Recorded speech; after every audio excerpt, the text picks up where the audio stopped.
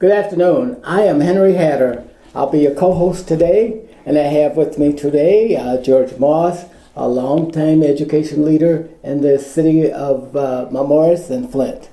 So, George, why don't you tell us a little bit about your background? Who are you, where you graduated from, what gave you a quick rise to dominance in this community? Okay, I'm from Birmingham, Alabama, originally.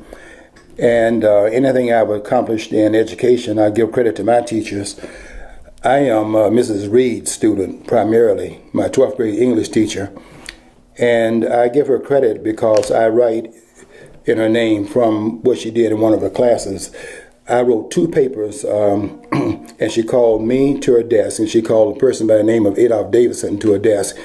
And she said that we had copied the papers. She thought that we had copied from a book. Now, I had written Adolph Davidson's paper. So she asked him, she said, Adolph, tell me what's in your paper. And Adolph Davidson couldn't tell her because he passed it in without reading it. And then she turned to me, she told him to go sit down. Then she turned to me and she said, Moss, what's in your paper? And I began to tell her what was in the paper. And she said to me about a minute into the discussion, she said, okay, you wrote it, go sit down. Now, I could have gone back to my seat and had an attitude about having been falsely accused. But there were 15 minutes in that class period, and I went back to my desk, and I sat there for 15 minutes, and I was absolutely in awe of myself. Because I had a lot of respect for Mrs. Reed, and I knew if she thought that I copied that paper, I knew then I was pretty good. And so I've been writing in Mrs. Reed's name ever since because she helped me find my gift. And so on Facebook, where I'm on Facebook every day, I'm on Facebook because I write in Mrs. Reed's name now. And I make sure that all the T's are crossed, all the I's are dotted, because I'm representing. And I feel like I'm representing in anything that I do. I come out of a tradition, a very great tradition, a very intellectual tradition in the black community.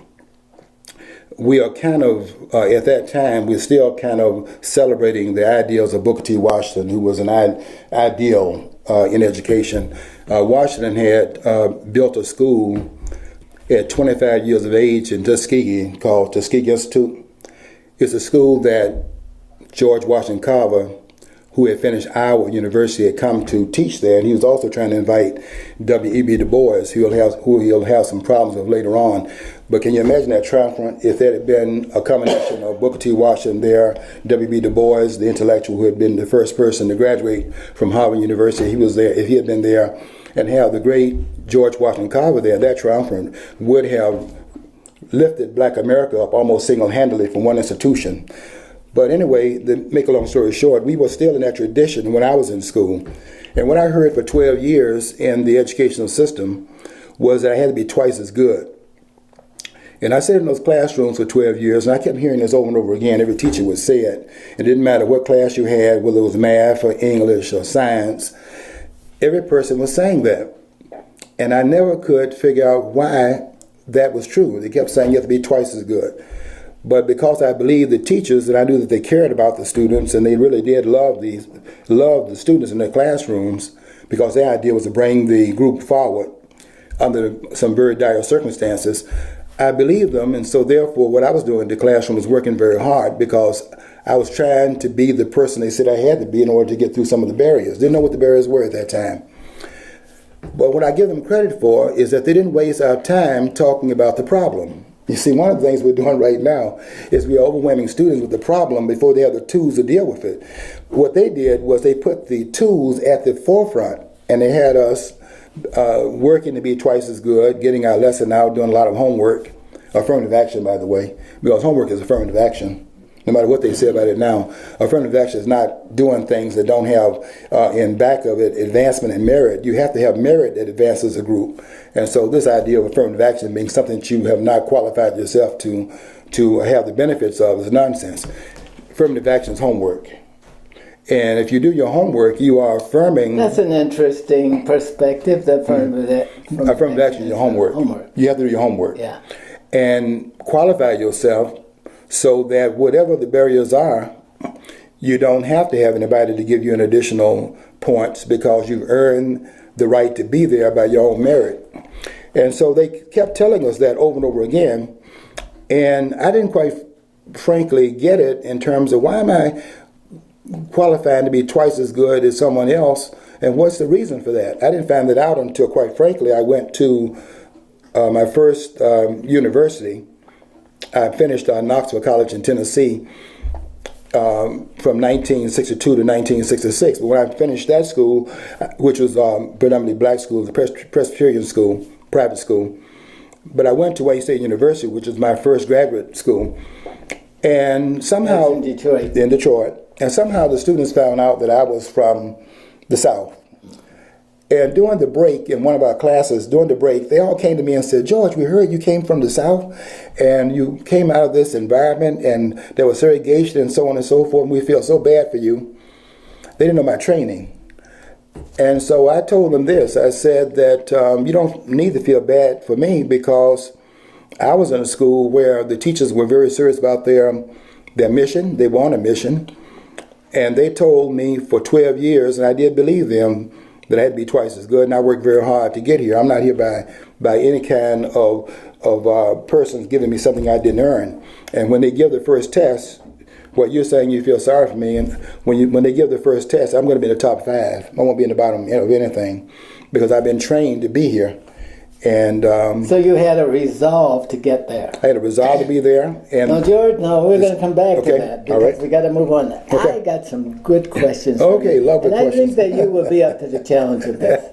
The first thing I'd like to know is, do you think this training did prepare you today to speak on social issues, on public issues, on political issues? Do you feel that you were well prepared to do that today as we go through this? You get prepared through your educational background and also through experiences. I think one of the things that they did for us is to teach us the 3 R's, reading, writing, and arithmetic. And from that, you have a foundation to do a lot of other things, but the springboard for being aware and being politically involved and anything you have to say out there in the public limelight is because of the training that you have. And I give everything, I always go back to my training, and my training was such that what I say in public, I try to make sure that it does have content to it. And I make sure that I'm not out here just mouthing a lot of words that don't mean anything. So I think that, yes, I think I am qualified because I do a lot of reading. That's another thing, too, in our background. We didn't have a lot of television sets in the neighborhood I was raised in. There was like one television set in the whole neighborhood. So we all met over this person's house during the time we had the cowboy pictures on. And then we would have to do what? I mean, we didn't have TV in our own households, so what did we do? We did a lot of reading. And I did a lot of reading, and I just went through a lot of books, read all the classics. By the time I got to high school, I had pretty much read the classics in the comic book form. So today, when I do commentary, and I write the longest posts of anyone in the country on Facebook, my posts are the longest ones. Everyone says that. And they say, well, we want to find out, how do you're a wordsmith. Well, that's my training.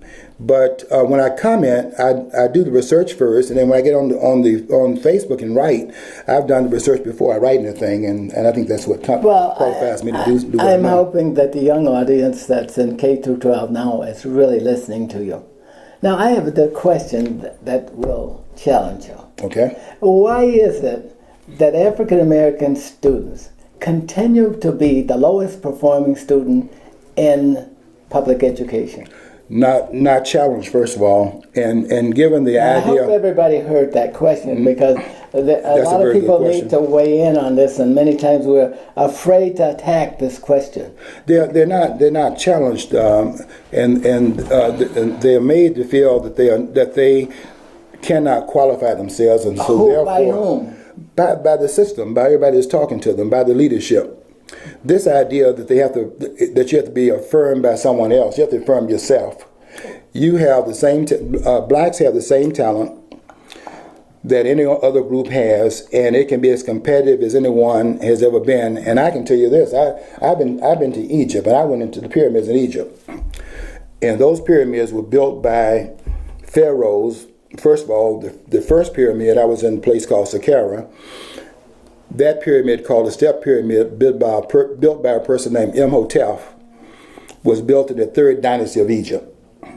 It's a very primitive pyramid, but in terms of having learned from that experience, and then of course you build on the experience you already have, in the fourth dynasty under the pharaoh, who was the second pharaoh of the fourth dynasty, a person by the name of Khufu, Khufu, Khufu, whom the Greeks called Cheops.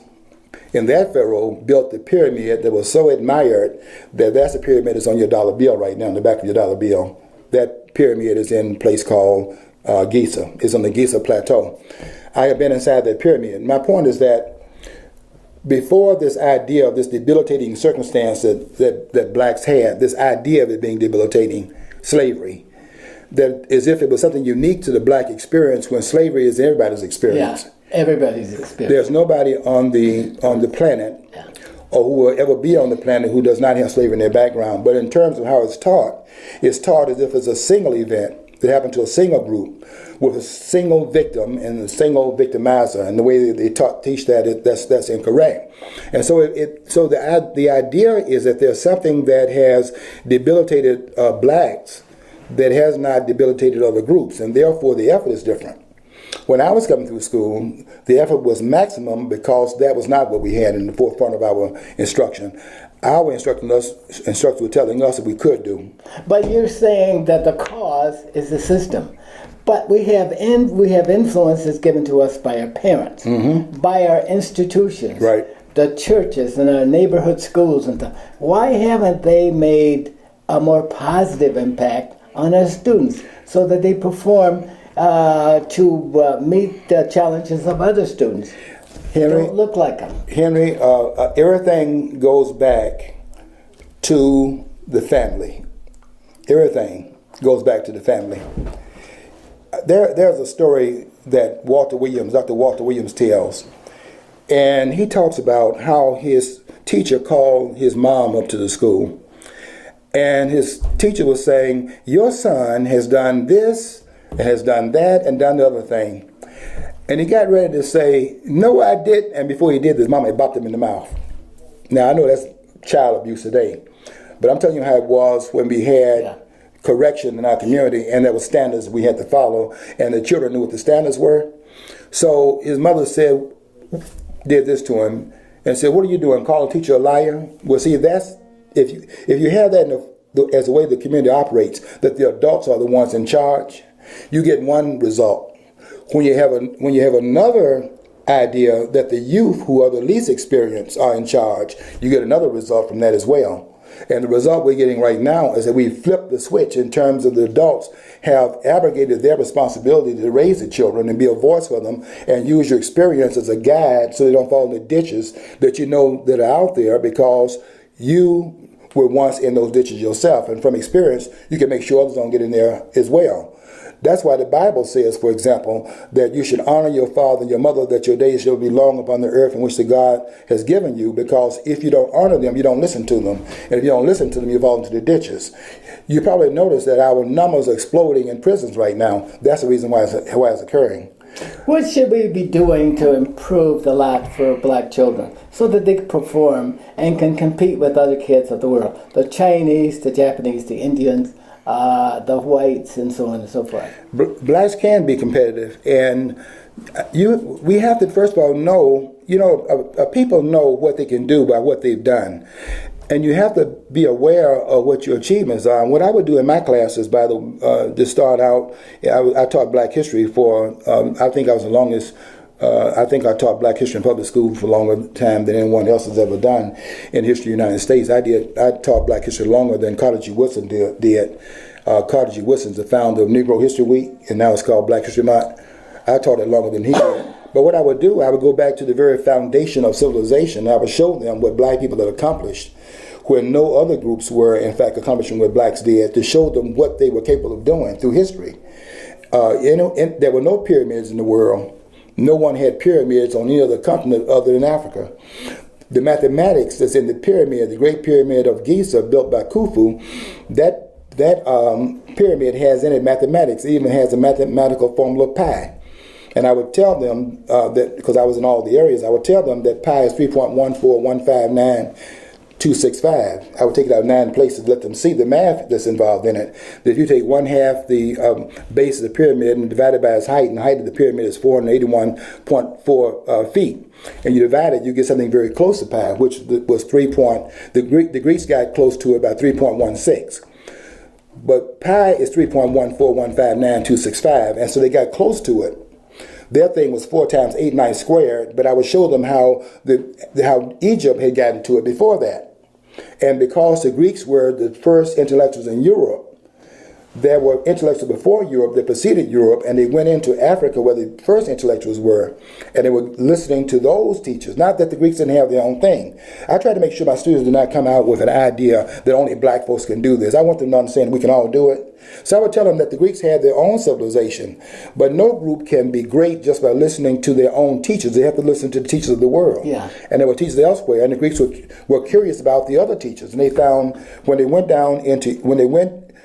I say down, but really down and up has been changed. When you're going down now, you talk about going down south. That's been changed. It used to be going up when you're going south, because you're going into Egypt. You were going up. Sure. So, but when the Greeks went up to Egypt, they were going to Egypt because Egypt had something that they didn't have. It does not mean the Greeks did not have what they had. They had something too, but they didn't have what the Egyptians had, the blacks that were there, and the blacks didn't have what the Greeks had. So let's be honest and say that both of them didn't have what the other persons had, and both of them should aspire to have that. Because good conversation. We got to move on.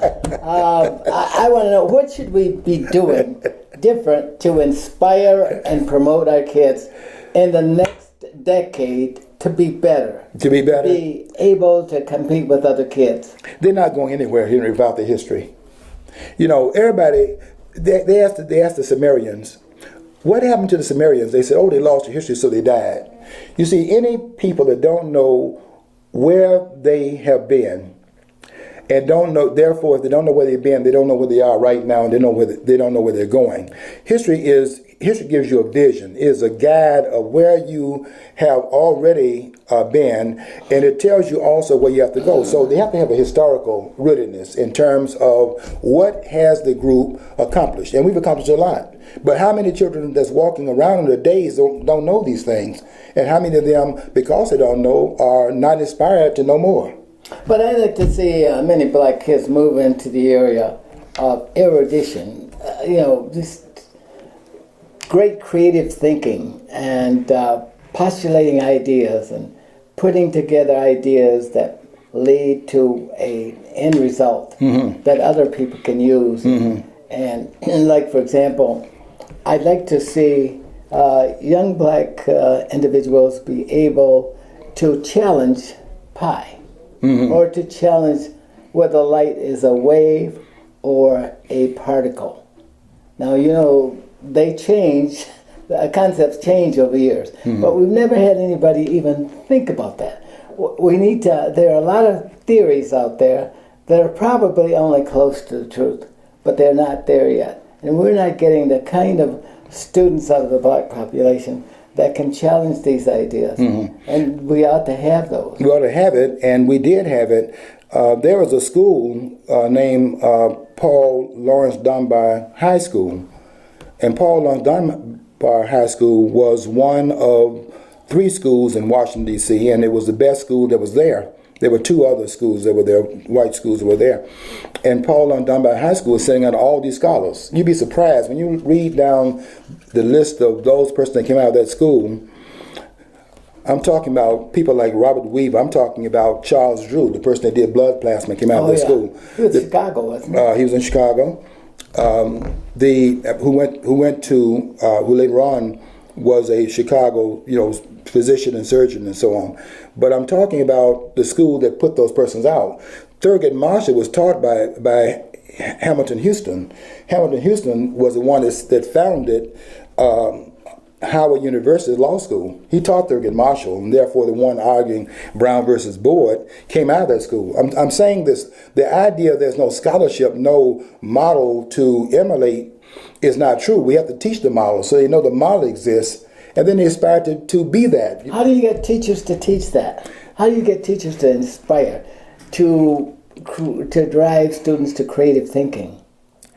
I know that they do it in the white schools. It's always done. But how do we in black schools incentivize our students? We are not going to do anything, Henry, without there being a grounding point in our culture. You have to have some idea of the race. I mean, the persons that were bringing us forward were race being. I don't mean to be against any group. Mm-hmm. And I don't think you should be against any group. I think you should, Sure. But you have to be grounded in terms of the group that you are in fact instructing. Black people teach in schools that are predominantly black. Yeah. That's just the way it's going to be. And when they're in But those, doesn't that kind of condemn them? no, I think Is that kind of a perspective that leads to the fact that our students don't perform as well? well, We have black teachers. well, you're in the jury.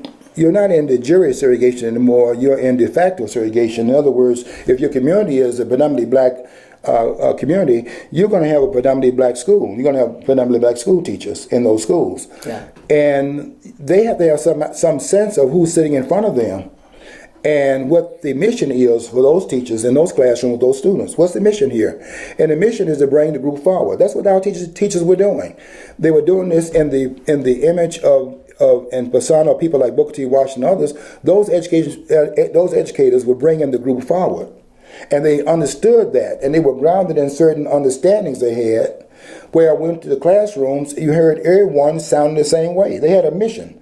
I'll give you an example in my school. I didn't understand why it was in the gym class we were running around the gym all the time. I didn't understand why run. And then when we get a breather, and then the guy would say SOS, and we run again. I didn't know until later on when I looked back to see what they were doing, how the gym class was connected to the math class. Mm-hmm. What they were doing was taking our energy down. Because children have a lot of energy. They didn't need Ritalin. You need gym class. You need to run around the gym, get your energy down. I hope some of our teachers from Kyle is listening to this. Can do that because you don't need the kids don't need Ritalin. Yeah. The problem is children can't go outside today in a lot of neighborhoods because it's too dangerous. Mm-hmm. So then they're playing these little games and all of that, sitting around in a chair. And they go to class and they're sitting down in a chair and they got all this energy and they're bouncing off the wall and they want to medicate them. 12 million children are medicated, but our teachers had a mission, and they knew how to accomplish that mission. The gym class was connected to the science, the English, and the math class, and all the other classes, because the gym class job was to get our energy level down, so we can listen to the math teacher. That's what they were doing. I got to ask you this: they want a mission. Who should be at the table to create change in how we teach our kids and the mission? Who should be at the table? And we're going to focus on black children. Yeah. Only. Not these schools we have today. That's turning out these children that think they need to be in safe zones. It is outrageous what is happening on these college campuses today, where everything is about an aggression. If they can't find anything to complain about and climb under the victimization rock, then they talk about microaggression. We can't even tell what that is. What is that? That's a new term of victimization, or microaggression. They just say somebody may have said something that you don't like, and now you need to start locking hands and get in a circle and get your security back in. Now you got to tell me who has to be at the table, because there are people that are listening for your response. We're going to need to have all of the community members at the table. Parents got to be at the table, and they're going to understand their role, and that's sending Johnny to school with a well-fed. We want the meal in the child's home. Let the parents provide it, not the government. Let the child see the parent providing it. When the child gets there, the child got to understand he's not sent there to have his head on his desk. He should have his pencil out, and what he's doing is working toward a future that he can develop for himself at his desk.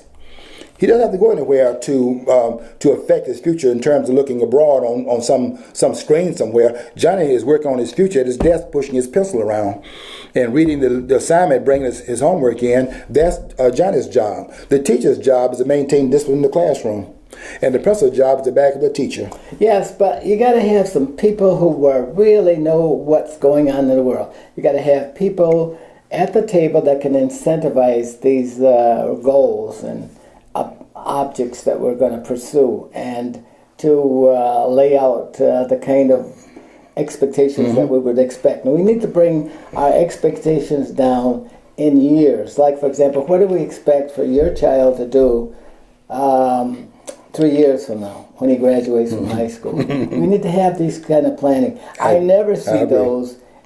I don't personally see them focused on it in schools, and all other schools are doing that.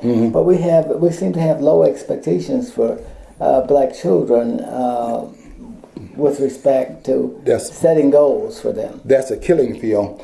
If you don't have high expectations for the child doesn't have high expectations for himself or herself. And so the first thing is to believe in the ability of the children to perform well and to require that of them. You know, I used to go in the classroom, quite frankly, when I first started teaching. The first shock I had was when people were telling me, when I called for their homework, they would tell me they were absent the day before. That shocked me. Because when I was in school and you were absent from the classroom, you called your friends and you found what the assignment was, and you walk in the classroom the next day, you had your assignment. My point is this: we can't lower the standard just because the children are black. We have to raise the standards. Yes, you know why? I agree. You raise the standards. The reason for that is because what Du Bois said, that a race that is behind must forever remain behind unless it runs twice as fast as the race is in front. Yes. And so you have to teach the children to run fast. Now, with respect to what you've already responded to, by 2050, we're going to have people of color are going to be the arithmetic and political majority of this country. They will have tremendous responsibilities to hold together the country and to work in unison with other races and other people as we become more and more multicultural or pluralistic. Now, what are your thoughts? What should each race of people, and I'm talking about the Hispanics, and you may have to shorten your answer, Hispanics, black, and whites, what should they be doing to teach their kids or to incentivize their kids for all of the challenges that's going to be ahead of them 34 years from now? I'll give you a brief answer of what Malcolm X said. Malcolm X said that tomorrow belongs to those who prepare for it today. And as your preparation now is a predictor of what you'll be doing in the future. And so we have to get busy. We cannot be around here making excuses. Johnny needs to learn to read. He needs to be able to do that well. Needs to be able to compute and do that well. And if he's able to have the skills going to the 21st century, 22nd century, we're going to be pretty well off at that time. I'm sorry our time is coming to a close, but I would like to have discussed your presidential preference, but we didn't get to that. I hope I'll get a chance to do that. We got about 50 days left before the election. I hope you'll come back and share that with me, because I think you have something to say. And now, folks, the In My Opinion show is coming to a close. We would like to, I'd like to thank my host, my guest, George Moss, and I hope that you will stay tuned in the show. Thank you.